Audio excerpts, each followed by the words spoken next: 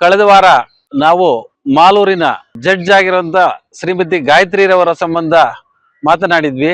ಏನು ಜಡ್ಜ್ಗಳಿಗೆ ಸಿಕ್ಕಿರುವಂತ ಇಮ್ಯುನಿಟಿನ ದುರುಪಯೋಗ ಮಾಡಿಕೊಂಡು ಒಂದು ರೋಡ್ ರೇಜ್ಗೆ ಇಳಿದು ಅವರ ಗಂಡನ ಸಹಾಯದಿಂದ ಒಬ್ಬ ಸಾಮಾನ್ಯ ಯುವಕ, ಅದು ಅವ್ರು ಏನ್ ಕೆಟ್ಟ ಭಾಷೆ ಅಥವಾ ಏನು ಬಳಸಿಲ್ಲ, ಬರೇ ಕೈ ತೋರಿಸಿದ ಮಾತ್ರಕ್ಕೆ ಅವ್ರ ಮೇಲೆ ಇಲ್ಲ ಸಲ್ಲದ ಆರೋಪ ಮಾಡಿ FIR ಗಳನ್ನ ದರ್ಜ್ ಮಾಡಿ ತಾವೇ ಸ್ವಂತ ತಮ್ಮ ಕೋರ್ಟಿನಲ್ಲಿಯೇ ತಮ್ಮ ನ್ಯಾಯಾಲಯದಲ್ಲಿಯೇ ಪ್ರಕರಣನ ಯುವಕನ ವಿರುದ್ಧ ದಾಖಲಿಸಿ ತಾವೇ ಆದೇಶ ಮಾಡಿಕೊಂಡು ವಿಡಿಯೋಗಳನ್ನ ಡಿಲೀಟ್ ಮಾಡ್ಕೊಳ್ಳಿ ಅನ್ನೋಂತ ರೀತಿಯಲ್ಲಿ ತಮ್ಮ ಅಧಿಕಾರವನ್ನ ದುರುಪಯೋಗ ಪಡಿಸಿಕೊಂಡಿರುವಂತ ನ್ಯಾಯಾಧೀಶರಾದಂತ ಗಾಯತ್ರಿರವರ ಸಂಬಂಧ ನಿನ್ನೆ ದಿನ ಮಾನ್ಯ ಉಚ್ಚ ನ್ಯಾಯಾಲಯದಲ್ಲಿ ನ್ಯಾಯಪೀಠವು ತಮ್ಮ ಅಭಿಪ್ರಾಯವನ್ನ ಮುಕ್ತವಾಗಿ ಎಲ್ಲರಿಗೂ ನ್ಯಾಯ ಒಂದೇ ಎಂಬ ರೀತಿಯಲ್ಲಿ ತೋರಿಸಿಕೊಟ್ಟಿದೆ.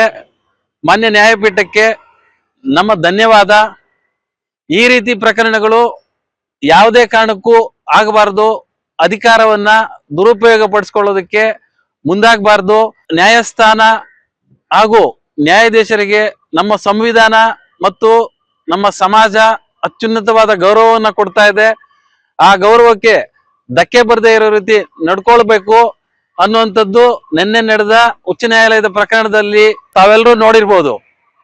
ಸೊ ಹಾಗಾಗಿ ನಾವು ಮುಂದಿನ ದಿನಗಳಲ್ಲಿ ಏನಾದ್ರೂ ಅವರನ್ನ ಸೇವೆಯಿಂದ ವಜಾ ಮಾಡಲಿಲ್ಲ ಅಂದ ಪಕ್ಷದಲ್ಲಿ ಜಿಲ್ಲಾ ಜನಪರ ವೇದಿಕೆಯಿಂದ ಉಗ್ರವಾದ ಹೋರಾಟ ಹಮ್ಮಿಕೊಂಡು ಅವರು ಯಾವುದೇ ಕಾರಣಕ್ಕೂ ಈ ನ್ಯಾಯಾಂಗ ವ್ಯವಸ್ಥೆಯಲ್ಲಿ ಇರಬಾರ್ದು.